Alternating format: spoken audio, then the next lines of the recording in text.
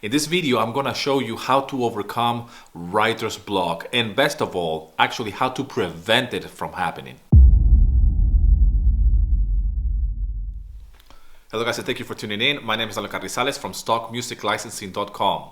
Now the very first tip on how to overcome writer's block and actually how to prevent it from happening is to actually create a schedule. Now we are all busy, you are busy, I am busy, you have a day job, you might have a family, you have responsibilities, maybe you're going to uni or to college, you have maybe a part-time job as well, or maybe you have everything in between and all at the same time, meaning that you have family, jobs, and you're studying. So how do we do this? The best way to overcome writer's block from happening, or if you are having this writer's block happening as we speak, the best way to do it, in my experience, is to actually commit to a schedule. And by that I mean to work with whatever time you have. So if you have an hour here and there, you actually commit and say, I'm going to be working on my music from 7 to 8 o'clock in the evening. That's just as an example, okay? Or maybe early in the morning. Some people like to wake up very, very early before everybody else is awake in the house and before the world is going on about their own business, and they try to accomplish that activity very early in the morning. You have to work with what works best for you in terms of like the amount of time that you have available to you. When you commit to a schedule, you're not going to feel inspired to write music or to work on your music, but it will help you develop some discipline. And the best part of this is that when you tell the people around you, the people that you live with, it could be your family, it could be maybe it's mom and dad if you still live at home with your parents, but if it's your spouse or flatmates for that matter, or whoever it is that you're sharing your space, you just say to them and really commit to yourself and say, from 7 to 8, I'm actually going to be working on some music, and I don't want to be interrupted. That's my me time. That's the time where I'm actually committing to this activity, and I don't want any interruptions, no phone calls, and actually no social media, nothing, okay? So this is just a very good habit to get into it. I have taken that to the next level. A few years ago, I changed the word making music or playing the guitar, because I'm a guitar player, to actually say I'm gonna do some work. So actually whenever I'm sitting here in my studio and I'm doing whatever I'm doing with my music and composition, or anything that is related to royalty-free libraries and anything that is an aspect, as long as I'm sitting here in this desk, this means to me I'm not making music, I'm working. And my family and my wife and my kids, they know that I am actually gonna do some work. And I switch that just because of a mindset, and in my brain it means something that is it brings it to another level of responsibility. And most of the times I sit here and I don't feel inspired, I don't feel that I am up for it, but I know that inspiration is going to come because I have committed to a schedule. And those around me know that Daniel needs to work, and that's the way they refer to it. Even now that I'm still in the middle of moving to a new home, it's still understandable, and especially from my wife as well. It's like, okay, we need to pack, and I'm going to be packing this and that, and I know that you need to do some work. And that's how it's referred to me, because it is my work. But that's just as an example of what I'm doing here. You don't have to put a label to your music composition schedule or anything, but just a way for the outside world to know that you're committed to your craft. And most of all, you need to commit to yourself and say, I have only an hour to work on this, and I'm going to be working every day at this point, between 7 and 8 or whatever time you have available to you, and I'm going to be doing this, and that's going to be my me time. This is my working time. This is my composition time. This is I'm chasing my dream time. And you need to know that in advance, and you need to put that statement for yourself first, and then let the world around, or the people that are around you, know that you're serious and know that you mean business. So no interruption when you're making your music.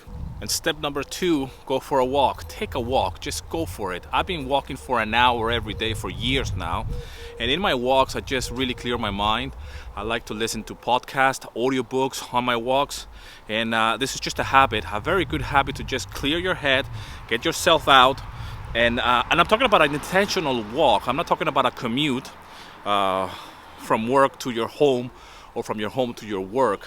I'm talking about actually just intentionally walking and going for a walk and really make this a habit of yours so you can really clear your head a little bit. And I highly recommend that you listen to audiobooks. If that's something that you haven't done ever, I highly recommend you start doing it. It was a life-changing thing for me. Go for my walks, and I walk for 1 hour every day in the mornings just to set my mind in the right frame of mind, if you will. And I like to listen to podcasts as well. My wife got me into podcasts. You said you've been listening to all these audiobooks, which is fantastic. You should go and check out some podcasts in your niche or in your marketplace and whatever is out there, and you'll be surprised. And yeah, it changed my life listening to podcasts really in my walks, like literally walking for an hour where I live, which is around here in my hometown, where I live at this very moment because I'm going to be moving. But it's a habit that I have created.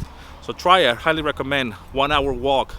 Do that as a challenge, actually. Step number 3, to listen to new music. Always be in search of a new music, new inspiration, and keep your eyes and your ears open for what is out there. This means that you probably don't like that type of music, but just listen to it and try to find some kind of inspiration in it, in something that even though this is not the type of music that you will listen for pleasure, try to understand how this music has been made, how has it been, what kind of emotions is evoking on you, or better still, what emotions does this music evokes on others. I'll give you an example.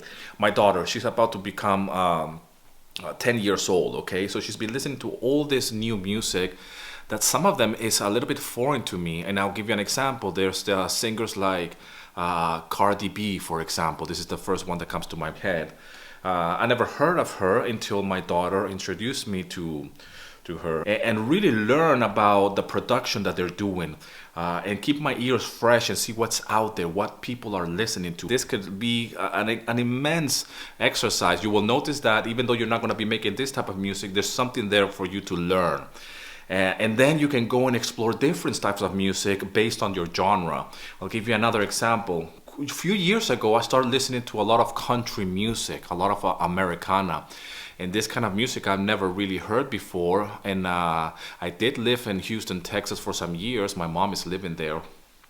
And I have absorbed all this type of music and all this southern kind of like vibes, but I never really got into it. I never really said I'm going to actually search for this music and see what's in there, okay? And because I'm a guitar player, I say, how can I nurture that?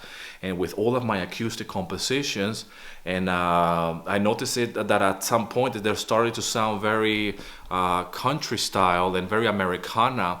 And at the time I have heard of these terms, but I never really got familiarized with it in the sense that I'm actually going to search for artists and search for more and really study and say, how can I nurture that I am already good at, in this case the guitar playing and my guitar work, and really borrow elements from country music, which I actually started to really enjoy it and say, wow, I really can absorb so much and learn and really take those elements of country and really put that in my own compositions and in my own productions.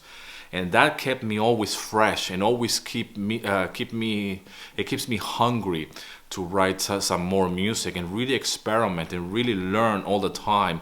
Always be looking for new genres of music, new styles. Thanks for watching the video. I hope these 3 tips are really helpful to you. If you're somebody that is new to stock music or to music licensing in general, download my free guide, link in the description. Thanks a lot for subscribing. Subscribe to the channel if you haven't done that yet. Check out all the other videos I have concerning music licensing and stock music and royalty-free libraries on the channel. And as always, rock and roll, and here's to your success.